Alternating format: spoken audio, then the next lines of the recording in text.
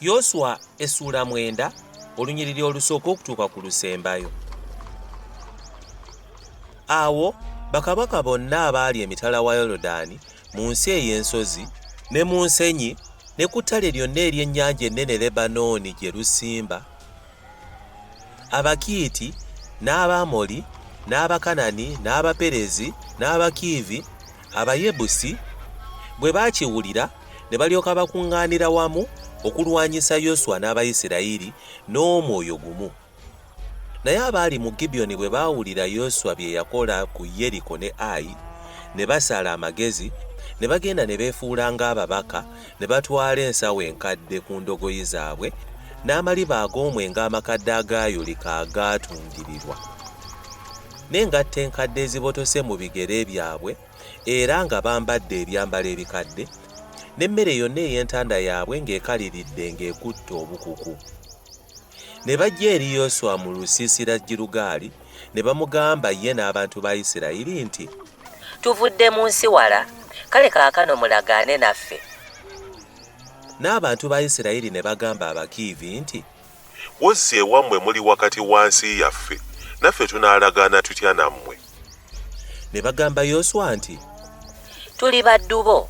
Yoswa n'abagamba nti, muli baani era muvaawa?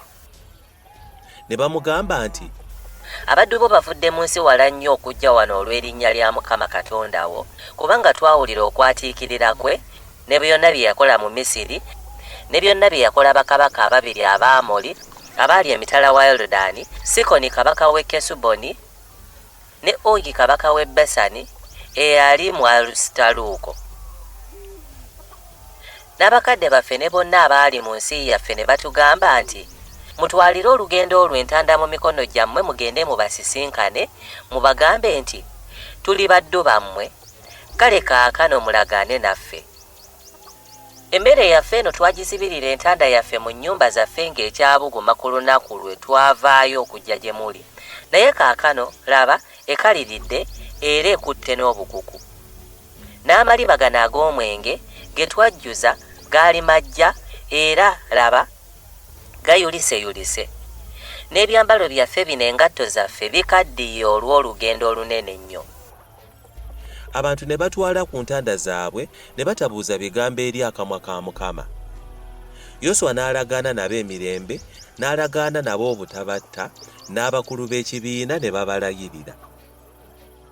Awo mu nnaku 3 nga bamaze okulagaana nabo, ne bawulira nga baliraanwa baabwe era nga baali wakati waabwe. Abaana ba Isirayiri ne batambula ne batuuka mu bibuga byabwe ku lunaku olw'okusatu. Ebibuga byabwe byali Gibyoni ne Kefira ne Beerosi ne Kiriyasuyalimu. N'abaana ba Isirayiri ne batabakuba, kubanga abakulu b'ekibiina babalayirira Mukama Katonda wa Isirayiri, n'ekibiina kyonna ne kyemulugunyiza abakulu.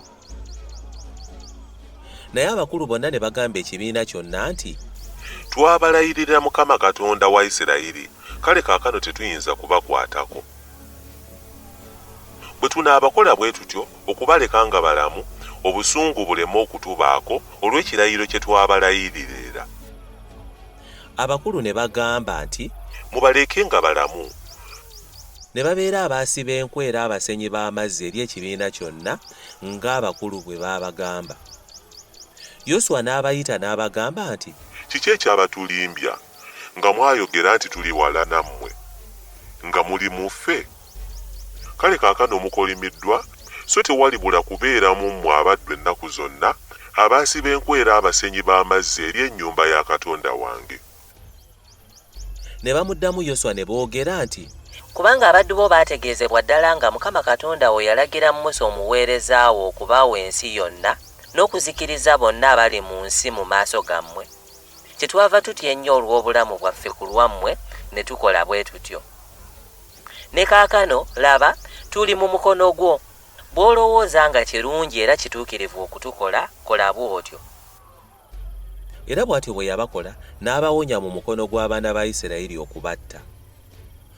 Ku lunaku luli Yoswa n'abafuula abaasiba enkwera abasenyi b'amazzi eri ekibiina n'eri ekyoto kya Mukama, ne kaakano mu kifo ky'anaalagiranga.